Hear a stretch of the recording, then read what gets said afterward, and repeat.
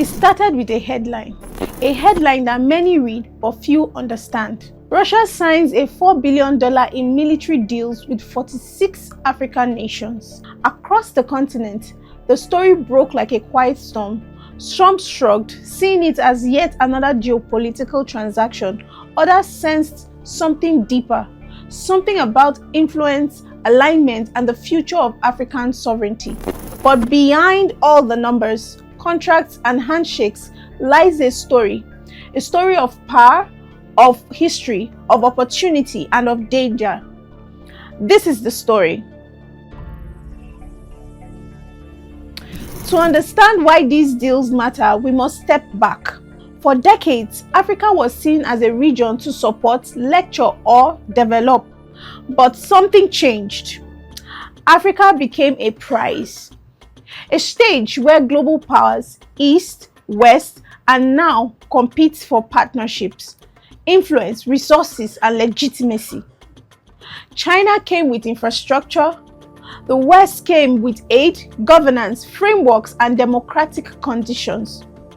And now Russia comes with one thing many African nations are now struggling desperately with: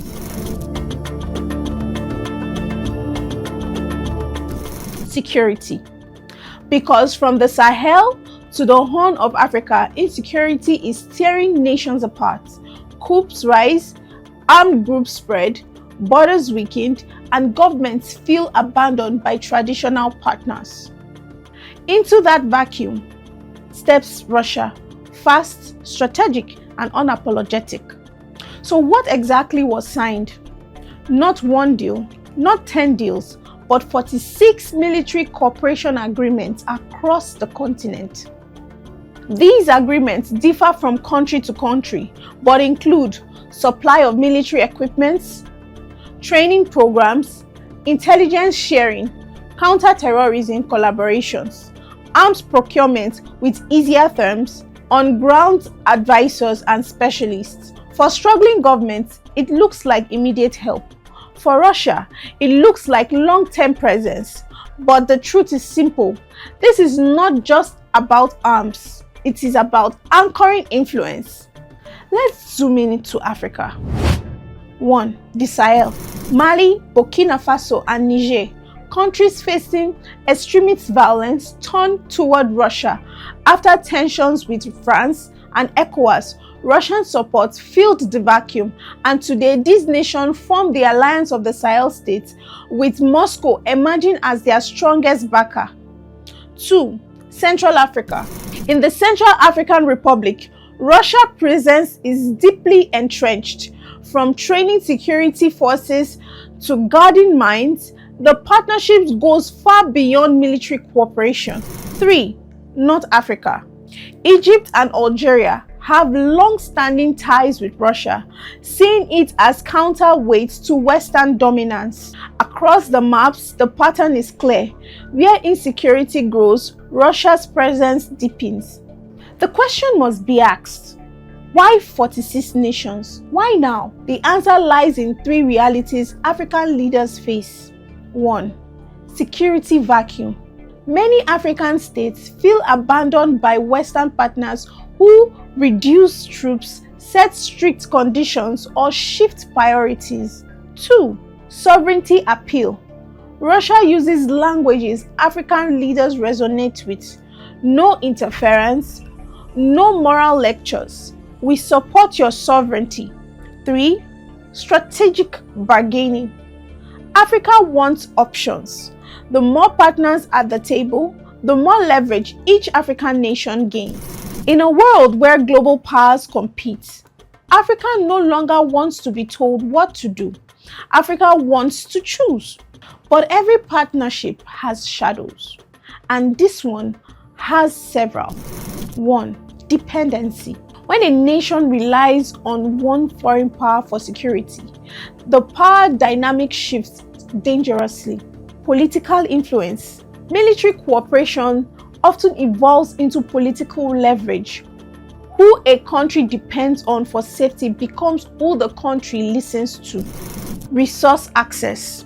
In places like CAR and Sudan, Foreign security support has opened doors to mining concessions and resource deals that sideline citizens. Domestic perception. Foreign military involvement can polarize populations. Some see protection, others see intrusion. And then there is the ultimate question.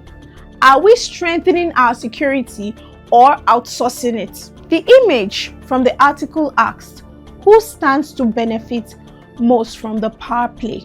3 possible answers emerge. Russia, a continent with 1.4 billion people, natural resources, and 54 UN votes, strategic depth, new market, political backing when isolated globally. African governments, those facing internal crises, gain short-term military support that stabilizes their regime. The African people, these depend on one thing. Will leaders negotiate responsibly? If these deals bring capacity training, technology transfer, and transparency, citizens benefit. If they entrench corruption or external control, the citizens lose. The world is waking up to Africa's importance. Every global power understands that Africa is not the periphery, it is the future. Population growth, markets, resources, geopolitical votes, energy transition, minerals, strategic geography. But the real question is, does Africa understand its own value? Because the continent with value negotiates. The continent without strategy is negotiated upon.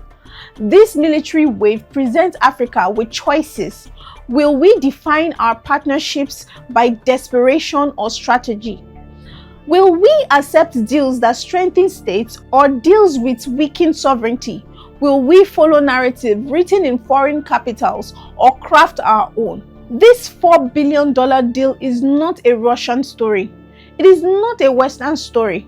It is an African story. A story of a continent standing at a crossroad with powerful suitors on every side. But the question is not who is knocking. The question is, who will Africa become in this new global order?